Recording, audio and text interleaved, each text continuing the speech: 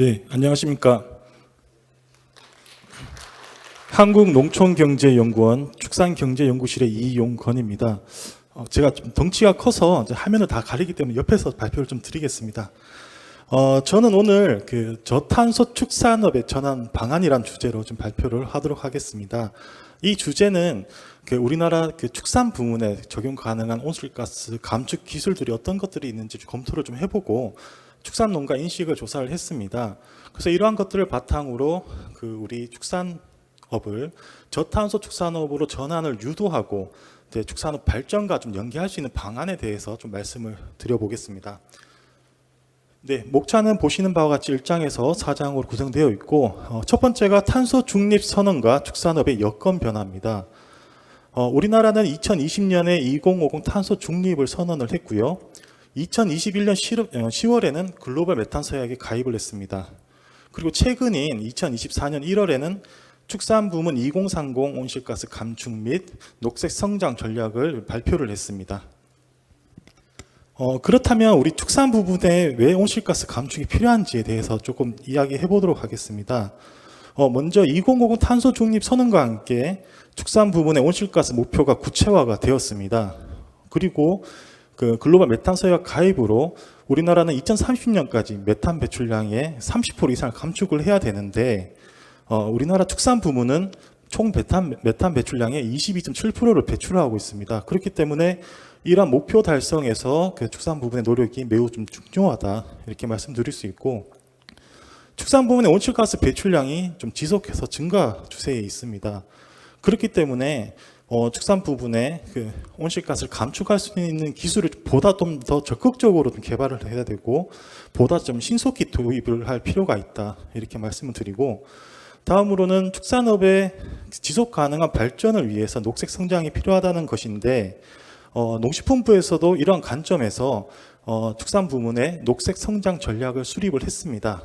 주요 내용은 온실가스 감축이나 저투입 최적 생산 구조로 전환, 그리고 탄소 중립 이행 기반 확충을 주요 내용으로 하고 있는데, 이러한 내용들은 이러한 녹색 성장 전략은 축산업의 선진화 방안과도 연계가 되어 있습니다. 그래서 축산업의 선진화된 발전을 위해서도 녹색 성장이 필요하다, 이렇게 말씀을 드릴 수 있고, 그리고 기후 위기로 인해서 축산업에서도 피해가 발생을 하고 있습니다. 폭염이나 폭우 등으로 축사에도 피해가 발생을 하고 있고, 이상 기온은 가축의 생산성이나 폐사율에 영향을 줄 수 있습니다. 그리고 축사의 냉난방 에너지 비용에도 좀 영향을 줄 수 있는 부분이 있고, 우리 축산업의 필수 투입재 사료인데요. 사료는 농업 생산물입니다. 그렇기 때문에 기상이변에 직접적 영향을 받는데, 사료의 공급 지장이나 가격 상승은 축산 농가의 경영 악화에 영향을 미칩니다. 그래서 축산 농가의 경영 안정을 위해서도 온실가스 감축이 필요하기 때문에 저탄소 축산업으로 전환이 필요하다, 이렇게 좀 말씀을 드려보겠습니다. 다음은 축산업 여건 변화입니다. 축산물 소비 동향인데요.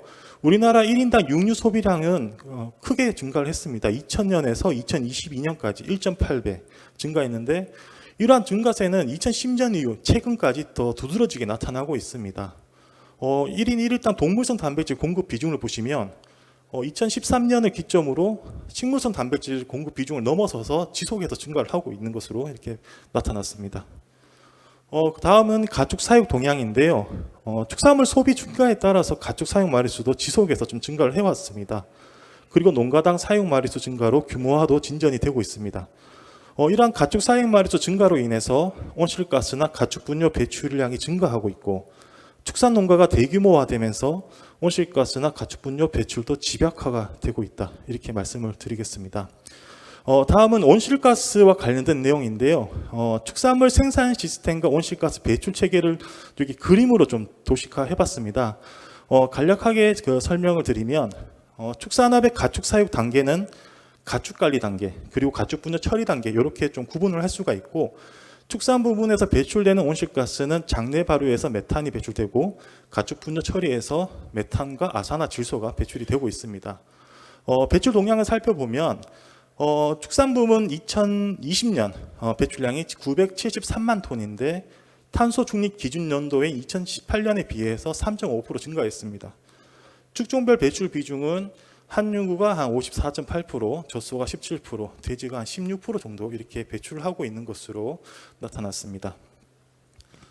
지금까지 축산업 온실가스 배출과 관련된 여건을 좀 보았는데 이러한 온실가스를 감축하는 기술이 어떤 것들이 있는지, 그리고 이런 기술에 대한 농가들의 인식이 어떠했는지를 좀 조사한 결과를 말씀을 드리겠습니다. 먼저 온실가스 감축 기술인데요. 저는 이제 가축 사육 단계별로 감축 기술을 좀 정리를 해봤습니다.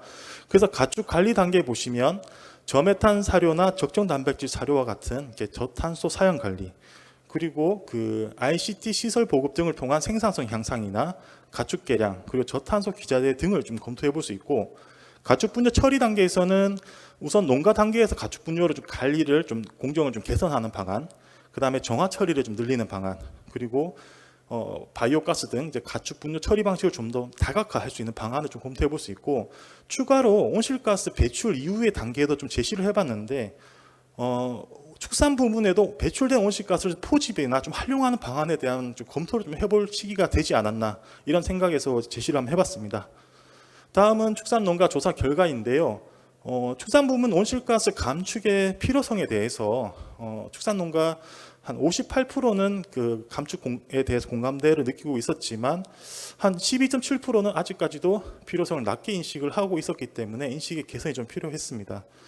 그리고 축산업 환경 문제에 대한 심각성에 대한 인식 조사를 좀 했는데 4가지 환경 문제에 대해서 5점 척도로 그 평균을 조사를 했습니다.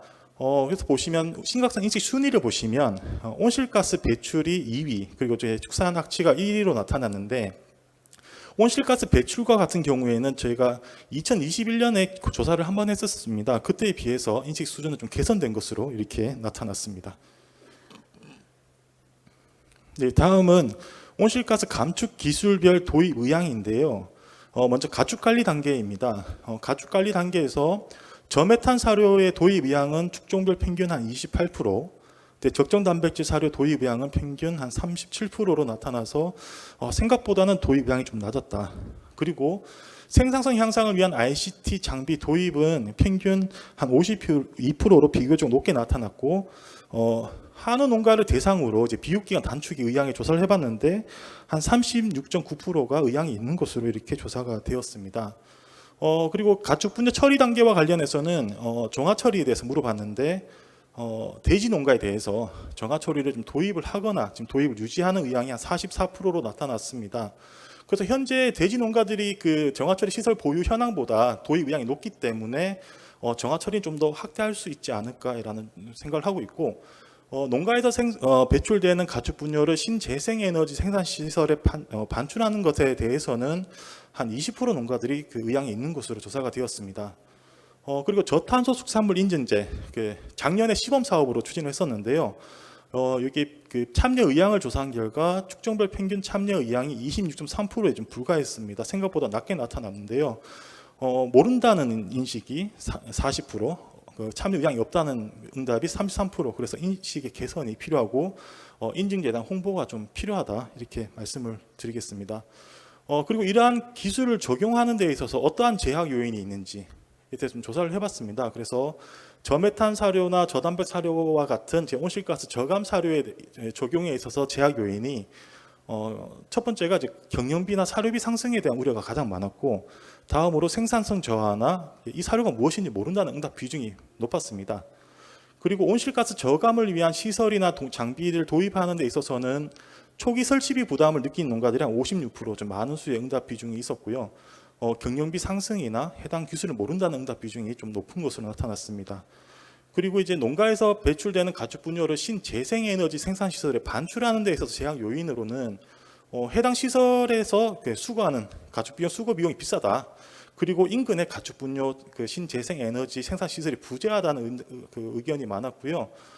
이러한 그 제약 요인을 조금 완화하고 이제 기술 도입을 좀 위하여서 한 지원 사항을 조사한 결과 초기 투자비 지원에 대한 응답 비중이 가장 높았고, 그 다음에 수익성 감소 부분을 지원한다든지 생산성 저하된 부분 지원하는 부분, 그리고 기술 도입을 유도하기 위한 인센티브 제공에 대한 응답 비중이 높게 나타났습니다. 다음은 이제 온실가스 감축 그 기술 도입 효과인데요. 저메탄 사료와 적정 단백질 사료 같은 경우는 2024년 1월에 농식품부에서 공표한 그 축산부문 2030 온실가스 감축 및 녹색 성장 전략에서 소개한 내용을 좀 제시한 내용을 소개를 드리고, 생산성 향상은 한우와 젖소에 대한 분석 결과를 말씀을 드리도록 하겠습니다. 먼저 저메탄 사료입니다. 저메탄 사료는 그 사료 등의 기준 및 규격이 지금 개정이 되었는데, 개정이 되면서 저메탄 사료에 대한 정의, 그리고 저메탄 사료의 저감 기준 등이 신설이 되었습니다. 그래서 2030년까지 저메탄 사료 보급률이 78%, 그리고 메탄 저감 효과가 10%일 때 온실가스 감축량은 31만 톤이 감축되는 것으로 지금 제시가 되어 있고, 적정 단백질 사료와 같은 경우에는 정밀 영양 측면에서 가축 성장에 필요한 단백질을 공급하자는 것인데, 과잉 공급에 의한 온실가스를 좀 배출을 좀 줄여보자, 그러기 위한 그 사료라고 이해하시면 되겠습니다. 그래서 2030년까지 보급률을 48%, 그 단백질 함량 감소율을 한 2%를 적용을 하면 온실가스 감축량은 44만 톤이 되는 것으로 이렇게 제시를 하고 있습니다. 다음은 생산성 향상입니다. 처음이 먼저 그 비육기간, 한우의 비육기간 단축인데요. 비육기간을 단축을 하면은 출하 회전율을 조금 증대시킬 수 있고, 이로 인해서 농자에서 사육하는 소의 평균 연령을 감소를 좀 기대를 할 수 있습니다. 그래서 어떻게 지금 한우 비육기간을 단축을 해서 온실가스가 저감되는지에 대해서 좀 설명을 드리기 위해서 좀 메커니즘을 좀 보여드리면, 한우의 장내 발효 온실가스 배출량은 기준 시점의 사육 마리수에 마리당 배출 개수를 곱해져서 계산이 됩니다. 그래서 현재까지는 IPCC의 티어 1을 적용을 해서 그 한우 마리수 곱하기 장내 배출 개수인데, 2018년에 한우의 국가 고유 배출 개수가 등록이 되었습니다. 개발이 되었기 때문에 추후에 국가 고유 배출 개수를 적용하게 되면 연령별 마리수에다가 연령별 배출 개수를 곱해서 산출이 되게 됩니다. 좀 이해를 돕기 위해서 그림으로 좀 설명을 드리면, 1번 그림은 2006년 IPCC 티어 1 배출 개수를 적용한 것입니다. 그래서 예시 1과 2는 모두 100마리를 사육하는 규모의 농가인데, 보시면은 1세 미만과 1세 이상의 그 사육 비중이 다르게 나타납니다. 하지만 배출량은 5,300kg로 동일한데, 그 이유는 배출 개수가 그 송아 1세 미만이나 1세 이상이 똑같기 때문입니다. 그렇지만 국가 고유 배출 개수를 적용하게 되면 배출량의 변화가 나타납니다. 그래서 그 이유는 그 수컷 1세 미만의 배출 개수가 43, 1세 이상이 61이기 때문인데, 예시 1의 경우를 보시면 예시 2와 사육 마리수는 동일하지만 1세 이상의 마리수 비중이 높기 때문에 배출량 산정 결과는 더 높게 나타나는 결과를 이렇게 제시를 하고 있습니다. 이런 결과로 이제 그 비육기간 단축의 효과를 좀 계산을 해봤는데요. 우리나라 그 2018년 평균 출하 원량이 한 30.7개월령으로 제시가 실적입니다. 이를 좀 단축해서 28개월령, 평균 28개월령으로 줄이면 한 약 2만 톤을 감축을 할 수 있고, 더 감축해서 46개월로 줄이면 약 4만 톤을 감축할 수 있는 것으로 이렇게 나타났고요. 다음은 젖소입니다. 젖소는 우리나라에서 생산성이 대폭 향상된 대표적인 축종으로 지금 저는 이렇게 말씀드릴 수 있는데, 그래서 지금까지 성과를 좀 말씀드려 보겠습니다.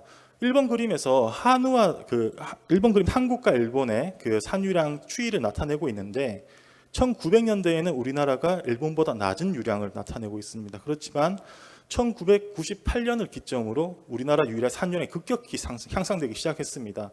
그래서 2005년부터 우리나라가 일본의 산유량보다 넘어서 더 생산성이 향상되었고, 지금까지도 계속 생산성이 향상되고 있는 것으로 이렇게 나타났습니다. 그래서 이런 거의 효과를 좀 말씀드리면, 2번 그림을 보시면 예를 들어서 1,000톤의 원유 생산을 가정을 했을 때 일본에서는 100마리의 차규유가 필요하지만 우리나라에는 90마리의 차규유로 생산이 가능합니다. 그래서 우리나라 낙농은 생산성 향상을 통해서 젖소 10마리가 배출하는 온실가스를 좀 감축시키는 성과를 이미 좀 나타내고 있다, 이렇게 말씀드릴 수 있고, 3번 표는 지난 25년간의 실적을 좀 우리나라 내 실적을 제시하는 것인데, 우리나라는 이제 잉여 원유 차등 가격제를 시행하면서 총 원유 생산량은 한 200만 톤 수준 유지를 하고 있습니다. 그렇지만 25년간 그 주당 산유량이 1.6배 이렇게 대폭 향상되면서 젖소 마리수도 한 14만 도 감축시킬 수 있었고, 젖소 분뇨 배출량도 194만 톤을 감축하는 성과를 좀 나타내었다, 이렇게 말씀드릴 수 있고, 두단 산유량 향상의 온실가스 감축 효과를 좀 계산해 보면 2018년 기준으로 주당 산유량이 한 10,000톤 정도인데 10% 향상할 경우 온실가스를 한 16만 톤 정도 줄일 수 있는 것으로 이렇게 집계가 되었습니다. 다음은 지금까지 축산업의 여건 변화나 온실가스 감축 기술, 축산농가 인식 조사 등을 보았는데 이런 걸 바탕으로 해서 축산 부문의 온실가스 감축 방안을 제시를 해보고자 합니다. 먼저 축산 부문의 온실가스 감축 목표 달성을 위한 선결 조건을 제시를 해봤는데요. 저는 선결 조건으로 온실가스 감축 기술의 개발이 필요하고 개발된 기술은 일정한 성과를 나타낼 수 있어야 한다. 이런 측면에서 온실가스 감축 기술의 효과, 그리고 아무리 좋은 기술들이 개발되어도 축산농가들이 참여하지 않으면 효과를 기대할 수 없기 때문에 축산농가의 참여, 그리고 우리나라 축산업 현장을 고려한 현장에서 적용 가능할 수 있는 수단을 검토해야 된다는 점에서 현장 적용 가능 수단, 그리고 이러한 기술들이나 정책들이 축산업 발전과 연계되어야 한다는 측면에서 축산업 발전과 연계를 어떻게 보면 선결 조건, 키워드로 제시를 해봤습니다. 그래서 저는 이러한 선결 조건이 달성되지 않으면 축산 부문의 탄소 중립 목표 달성이 쉽지는 않을 것이다, 이렇게 생각을 하고 있습니다. 그러면 이제 가축 사육 단계별 온실가스 감축 방안을 말씀을 드리겠습니다. 먼저 가축 관리 단계인데요. 저메탄 사료의 개발 및 상용화가 필요합니다. 사료 등의 기준 및 규격에서 저메탄 사료는 관행 사료 대비 10% 이상 메탄 저감 효과가 있어야 되고 가축의 생산성이나 축산물 안정성이 없어야 되는 것을 명시를 하고 있습니다. 그렇기 때문에 이러한 기준에 부합하는 저메탄 사료나 첨가제를 적극적으로 개발을 해야 되고 보급도 추진을 해야 됩니다. 다음으로는 적정 단백질 사료 보급 기반 조성인데요. 정밀 사양 관리 측면에서 적정 단백질 사료 기준의 마련이 필요하고 적정 단백질 사료 급여를 기준으로 하는 표준 사양 관리 체계 구축을 병행을 해야 되지 않겠나, 이렇게 말씀드릴 수 있고, 다음은 사양 기술 진전을 통한 생산성 향상인데 스마트 축사나 사양 기술 진전 등 이제 기술 진보를 통한 생산성 향상을 통해 온실가스를 감축할 수 있고, 그뿐만 아니라 생산성 향상은 가축 분뇨나 악취까지도 감축시킬 수 있는 효과가 있기 때문에 적극적으로 개발을 해야 된다. 그리고 탄소 저감을 고려한 가축 개량 체계 구축인데 가축 개량을 통해서 온실가스 저감형 혈통을 선발이나 육종할 필요가 있지 않겠냐. 그리고 좀 더 장기적인 관점에서는 가축 개량 목표나 시수소 능력 정보에 온실가스와 관련된 지표를 같이 제시해 보면 어떻겠냐, 이렇게 제안을 한번 드려봅니다. 가축 분뇨 처리 단계와 관련해서는 방안을 말씀드리기 전에 참고 자료를 먼저 설명을 드리겠습니다. 1번 그림을 보시면 축종별 가축 분뇨 내 분간요의 비중인데 비중의 차이가 있습니다. 그리고 잘 아시다시피 축종별로 축사시설 형태에도 차이가 많이 납니다. 그리고 2번 그림을 보시면 가축 분뇨 처리 방법별 시설 분포를 GIS 프로그램으로 이렇게 도시화해 봤는데요. 퇴비화 시설이나 정화 처리 시설은 비교적 전국에 고르게 분포를 해 있습니다. 그러나 에너지와 생산 시설, 바이오가스 시설인데요. 이 시설은 시설 개수도 많지 않지만 어느 특정 지역에 편중해 있는 것으로 이렇게 나타났습니다. 그래서 3번 표를 보시면 돼지 농가는 바이오가스를 확대를 고려해 볼 수 있는데 바이오가스 우리나라 전국의 돼지 농가와 도 지역별 에너지 생산 시설과 평균 거리를 계산했습니다. 그래서 A 지역과 B 지역을 보시면 한 15km, 14km로 비교적 접근성이 양호했는데 C 지역과 같은 경우에는 한 78km, 그리고 D 지역과 E 지역 같은 경우에는 한 50km 이상 접근성이 떨어지는 것으로 나타났습니다. 이런 것들을 바탕으로 이제 가축 분뇨 처리 단계 가축 분뇨 방안을 제시를 해보면, 먼저 가축 분뇨 처리 방식 다양화가 필요한데 좀 전에 말씀드렸다시피 축종별 특성이나 축사 시설을 고려한 처리 방식의 다양화가 필요하다는 것이고, 두 번째는 이제 신재생 에너지 생산 시설 확대인데요. 이런 확대를 할 때 축산농가나 가축 분뇨 처리 업체 입지 여건을 고려해야 되지 않겠냐. 그래서 신규 신재생 에너지 생산 시설을 도입하는 데 있어서 돼지 농가가 밀집하거나 에너지와 시설의 접근성이 떨어진 지역을 우선 선정 고려할 필요가 있지 않겠나, 이렇게 말씀드릴 수 있고, 혹시나 민원 문제나 허가 문제, 예산 문제 등으로 신규 시설 도입에 어려움이 있을 경우에는 기존 시설을 에너지와 시설로 개편을 하더라도 접근성은 개선이 많이 되더라는 점을 말씀드리고 싶습니다. 그리고 마지막으로 온실가스 배출 이후의 단계인데 탄소 포집 활용 저장 기술 CCUS인데 우리 축산 부분에도 CCUS가 도입이 가능한지 저는 좀 필요하다 보는데 도입이 가능한지 도입이 필요하다면 기술 개발을 해야 되고 R&D를 좀 적극적으로 추진해봐야 되지 않을까 추가적으로 좀 제안을 해보고요. 마지막으로 저탄소 축산업과 축산의 발전을 좀 어떻게 연계해 볼 수 있는 방향에 대해서 좀 말씀을 드리겠습니다. 첫 번째가 축산 부분 감축 목표에 일정한 성과 달성이 필요하고 이와 더불어 환경 친화적인 축산업으로 구조 전환이 필요하다. 지금까지 축산업에 대한 규제나 민원 등은 축산 환경 문제에 기인하는데 이런 환경 문제와 온실가스는 전부 가축과 가축 분야하고 연관이 되어 있습니다. 그렇기 때문에 온실가스 감축과 함께 악취 등 환경 문제를 함께 완화를 좀 시켜야 된다. 그리고 두 번째는 축산 부문 온실가스 감축 기술은 축산업의 경영 안전과 연계가 되어야 된다는 것인데 조사에서도 나타났지만 온실가스 감축 기술 도입에 따른 축산농가의 경영 불안정 요인을 좀 완화할 수 있는 장치를 좀 검토해봐야 되지 않을까 이렇게 말씀드리고 마지막으로 축산 부문의 온실가스 감축 정책은 축산업의 생산과 사육 기반을 유지를 담보를 해야 된다 이런 것입니다. 그래서 축산물의 소비는 지금 지속 증가를 하고 있는데 자급률은 정체 내지 하락 추이를 나타내고 있습니다. 식량 안보 측면에서 안정적 축산물 공급이 필요하기 때문에 생산 기반을 좀 유지를 해야 되는데 쇠고기나 돼지고기, 닭고기, 계란 등은 우리 국민식 생활에 정말 중요한 품목입니다. 그렇기 때문에 국민 모두에게 안정적인 축산물 공급을 위해서 이제 생산 기반을 좀 유지를 해야 된다. 이런 점을 말씀드리면서 오늘 발표를 마치도록 하겠습니다. 이상입니다.